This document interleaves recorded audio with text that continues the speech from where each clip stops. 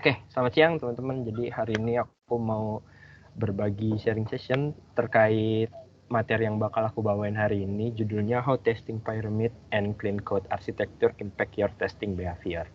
Disclaimer dulu, jadi tema ini aku angkat berdasarkan pengalaman apa-apa aja nih yang menurut aku tuh kayaknya kurang atau berdampak banget terhadap testing behavior yang udah aku jalanin selama ini. Kayak gitu teman-teman.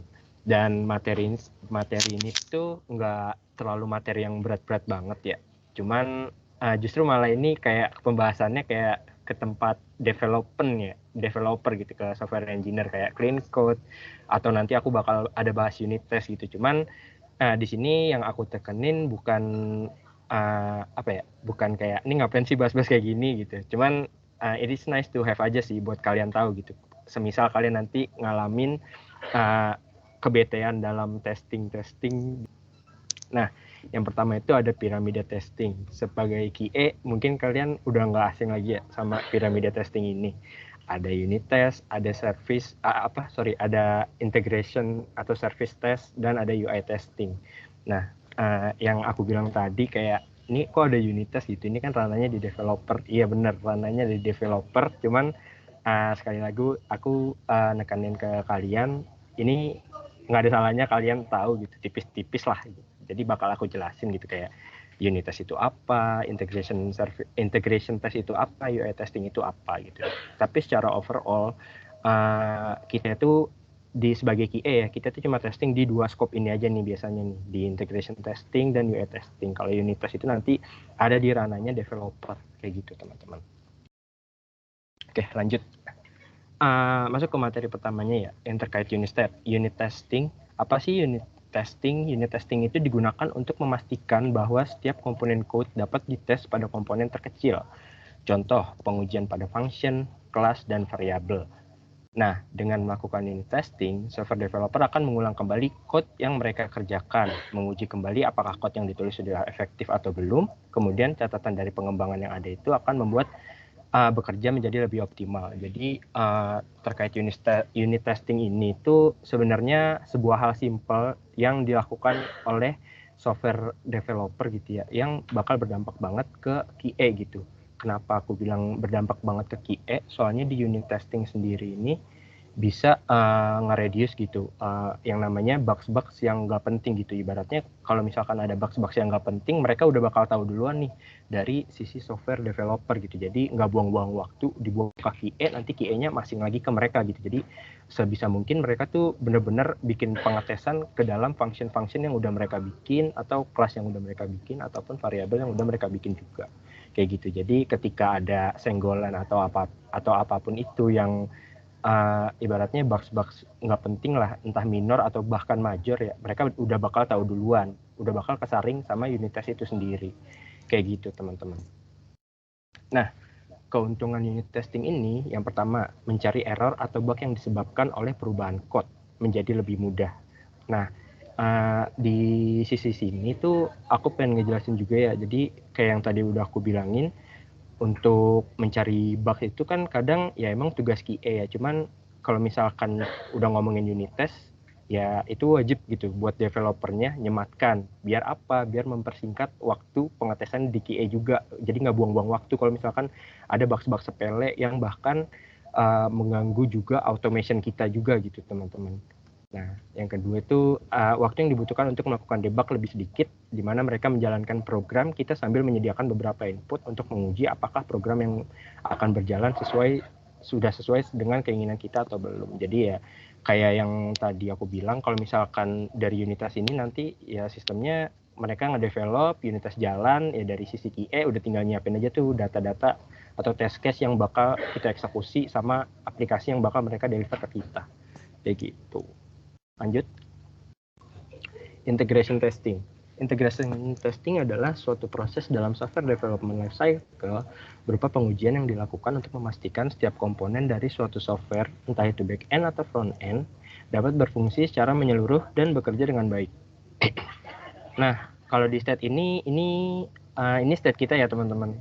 Kalian ya udah nggak asing lah integration testing ya. Ada pengujian back end, ada pengujian front end, ada pengujian bagaimana back end memunculkan data ke depan, bagaimana field dari response API ditampilkan ke front end, atau apa ada error atau enggak, kayak gitu.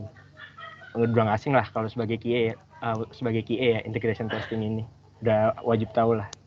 Nah, biasanya scope integration testing itu sendiri ya ada functional design, technical specification, business requirement. Nah, ini biasanya yang biasa ada di user story. Nanti ya buat integration testing ini ya kita acuannya ke 3 scope ini sih. Kayak gitu, teman-teman. Nah, yang ketiga ini ada user interface testing. Untuk user interface testing ini adalah jenis pengujian perangkat lunak yang bertujuan untuk memeriksa dan memvalidasi antarmuka pengguna atau user interface dari suatu aplikasi atau sistem. Fokus utama dari pengujian ini adalah untuk memastikan bahwa antarmuka pengguna berfungsi dengan baik, mudah digunakan, dan memberikan pengalaman yang memuaskan bagi pengguna. Nah, biasanya untuk khususnya di Kompas sendiri ya, di kantor kita, UI testing ini biasanya QA itu collab sama UI UX juga. Biasanya ada UI UX, QA UI UX buat mastiin user interface-nya tuh udah sesuai sama kriteria gitu. Tapi biasanya kalau dari sisi QA, dari sisi kita tuh kita ngetes fungsional aja gitu, fungsional dari depannya gitu. Nah, kalau misalkan UI UX testing itu ya biasanya mereka kayak ngetes paddingnya udah oke atau belum, warnanya udah sesuai atau belum, kode warnanya udah sesuai atau belum, kayak gitu-gitu. Biasanya kan kode warna tuh yang sensitif juga ya, beda kode, walaupun kelihatannya di mata kita sama, kadang di UI UX tuh beda gitu biasanya. Nah, kayak gitu-gitu buat ngejagain hal-hal yang kayak gitu sih, UI UX testing. Gitu. Clean architecture. Nah, yang selanjutnya ini aku pengen ngejelasin terkait clean architecture ya. Dan ini pun juga ada di ranah developer. Cuman ya ini buat kita tahu aja gitu, apa sih clean architecture gitu. Ini dari kutipan yang aku baca ya di sebuah website. Jadi clean architecture itu adalah sebuah konsep arsitektur perangkat lunak yang dikembangkan oleh Robert C. Martin. Tujuan utama dari clean architecture adalah untuk menciptakan aplikasi yang terpisah dari detail teknis dan bergantung pada prinsip-prinsip desain yang solid, sehingga aplikasi menjadi lebih terstruktur, mudah dipahami, dan mudah diubah tanpa harus mengubah inti dari sistem. Jadi apa sih clean architecture itu? Kesimpulannya, clean architecture itu adalah suatu metode ngoding gitu ya. Ibaratnya tuh kalau ngoding tuh udah ada blok-bloknya gitu, teman-teman. Jadi enggak satu ruangan itu diisi codingan penuh semua fitur gitu, nggak kayak gitu teman-teman. Jadi clean architecture itu bener teknik pengkodingan yang cara ngodingnya tuh mereka tuh ada blok-bloknya gitu, dan setiap variabelnya itu udah nggak dibikin global lagi. Jadi setiap variabelnya itu bakalan masuk ke dalam blok-blok yang udah mereka coding itu sendiri. Impact-nya apa? Impact-nya ketika clean architecture sudah dijalankan, variabel itu sudah tidak tergantungan ke seluruh fitur yang ada di aplikasi itu sendiri gitu. Jadi tidak menyebabkan senggolan-senggolan yang menurut QA-nya nih kayak senggolan yang nggak harus ada gitu. Jadi meminimalisir senggolan lah gitu, kata-kata halusnya kayak gitu. Soalnya variabelnya itu udah nggak global gitu, variabelnya itu udah masuk ke dalam blok-blok yang sudah dibuat sama developernya tadi, kayak gitu. Nah, ini without clean code, ini tanpa clean code arsitektur ya. Yang pertama, program sangat sulit untuk di maintenance gitu. Ini berasa banget gitu teman-teman impact-nya untuk clean arsitektur ini terhadap sebuah aplikasi dan terhadap cara kita ngetes gitu. Banyak kalau kita ngomongin belum clean arsitektur ya, banyak tuh variabel-variabel yang digunakan secara global gitu teman-teman. Jadi ketika kita ada ngerubah dikit aja variabelnya, nanti tuh impact-nya banyak tuh kemana-mana. Jadi itulah kenapa pas regresi tuh kadang ada aja gitu ketemu box-box yang aneh-aneh kayak gitu. Nah, masuk lagi yang ketiga nih, bugs menjadi tidak fixable. Nah, ini tuh sebenarnya relate nih sama yang poin nomor 1. Program sangat sulit untuk di maintenance. Pertama, dia sulit, lama-lama mereka bingung gitu, kayak deadlock buat nge-fix bugs-nya. Maju nggak bisa, mundur nggak bisa, diem juga nggak bisa, pasti dikejar-kejar kan sama QA-nya.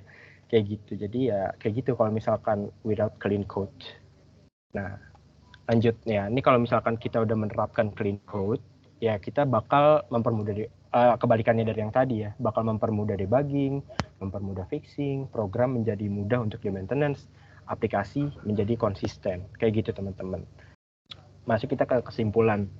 Nah, dari kesimpulan ini ya sebenarnya unit test, service integration, UI itu adalah kunci gimana kita tuh enak buat ngetes gitu teman-teman. Jadi ketika salah satu item ini nggak terpenuhi, percayalah ngetesnya bakal jadi nggak enak gitu, jadi nggak mengerucut bugsnya tuh kayak gali lubang tutup lubang aja gitu yang kalian alamin gitu. Misalkan kalian ada goals gitu ya, goalsnya tuh bakal susah banget gitu kecapai, malah yang ada kayak numpuk-numpuk bugs terus gitu kalau misalkan dari 3 ini tuh nggak terpenuhi kayak gitu teman-teman. Oke, gitu aja sih. Dan ini materi source aku baca dari sini ya teman-teman. Nanti kalau misalkan mau baca-baca juga bisa. Aku lampirin linknya juga di sini. Gitu. Oke, dari aku itu saja. Terima kasih. Hey, it's me.